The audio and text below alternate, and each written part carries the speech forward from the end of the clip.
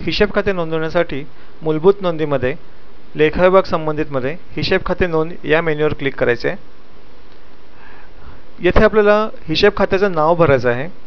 हिशेब खात्याचा जो प्रकार आहे तो उत्पन्न, खर्च, परिसंपत्ती, दायित्व म्हणजेच इन्कम, एक्सपेन्स, ॲसेट्स आणि लायबिलिटी अशा पद्धतीने तुम्हाला नोंदवायचं आहे. येथे तुम्हाला स्वतः मुख्य खाते असेल तर यस करायचं आहे आणि जर तो एखादा उपखातं असेल तर त्याला इकडे नो करायचं आहे. उपखात्याचं असेल तर इकडे आपण नो करून मूळ खाते फक्त निवडायचं आहे की कुठल्या खात्याच्या अंडर हे सब अकाउंट आहे ते आपण इथून मुख्य खाते इकडे निवडू शकता. मुख्य खाते निवडल्यावरती मुख्य खात्याच्या ज्या प्रॉपर्टीज आहेत त्या सर्व प्रॉपर्टीज आपण भरत असलेल्या मुख्य खात्याच्या सर्व प्रॉपर्टीज आपण भरत असलेल्या उपखात्याला तिथे लागू होणार आहेत. समजा मी इथे एखादी माझी बँक आहे त्या बँकेचं नाव मी इकडे टाईप करतोय.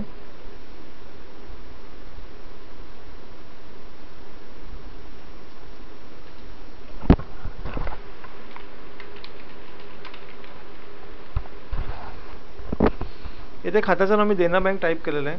देना बँक हे स्वतः मुख्य खाते आहे, त्याला उपखाती नसणार आहेत म्हणून मी स्वतः मुख्य खाते यस म्हटलं. ज्याला इथे स्वतः मुख्य खाते यस म्हणतो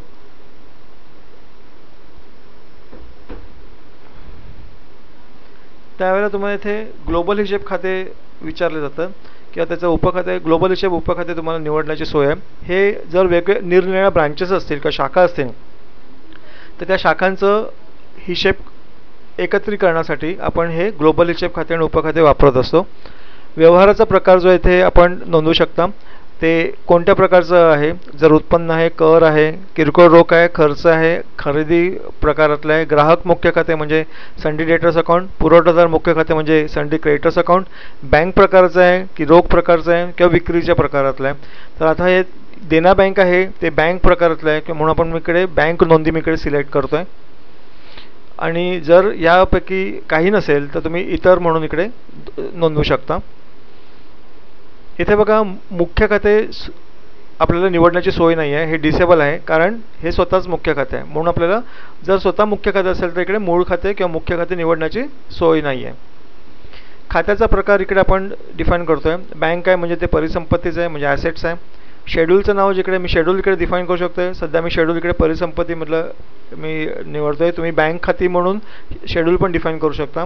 हे तुम्ही मूलभूत नोंदीमध्ये लेखाविभाग संबंधितमध्ये ताळेबंद शेड्यूल आहे तिथे तुम्ही नोंदवू शकता. इथे वर्ष प्रारंभीचं जर बाकी असेल म्हणजे आपण 14-15 वर्षात आता सध्या काम करत आहोत. जर 13-14ची जर क्लोजिंग बॅलन्स जो काय असेल तो आपण इथे वर्ष प्रारंभीची बाकी म्हणून भरू शकता. त्याला डेबिट आहे किंवा क्रेडिट आहे हे आपण इकडे भरू शकतो. येथे तुम्हाला समिती उपक्रम म्हणजे एखाद्या आपल्या ज्या समिती आहेत या सर्व समितीपैकी किंवा उपक्रम आहेत त्यापैकी आपण त्या उपक्रमाशी रिलेटेड जर आपलं एखादं समिती आहे किंवा उपक्रम आहे त्या उपक्रमाशी रिलेटेड खातं असेल तर ते त्या उपक्रमाचं नाव आपण इथे सिलेक्ट करू शकता. ग्राहक पुरवठादार कोड म्हणजे आपल्याला वेंडर कोड म्हणतात.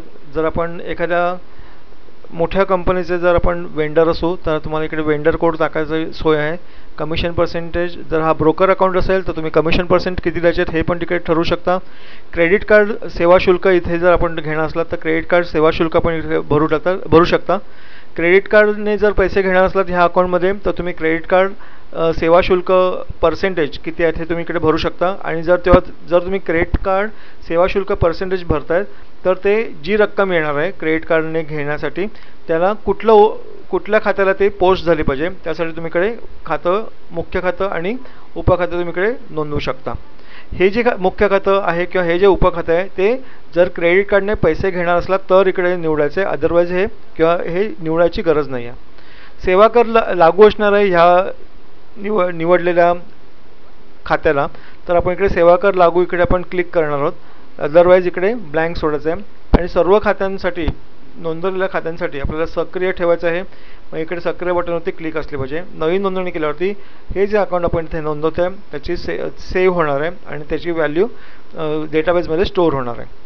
जर आपल्याला काही कारणाने जर एखाद्या अकाउंटमध्ये किंवा एखाद्या खात्यामध्ये जर बदल करायचा असेल तर मी ते बदल / रद्द करायच्या बटनावरती मी क्लिक करणार आहे.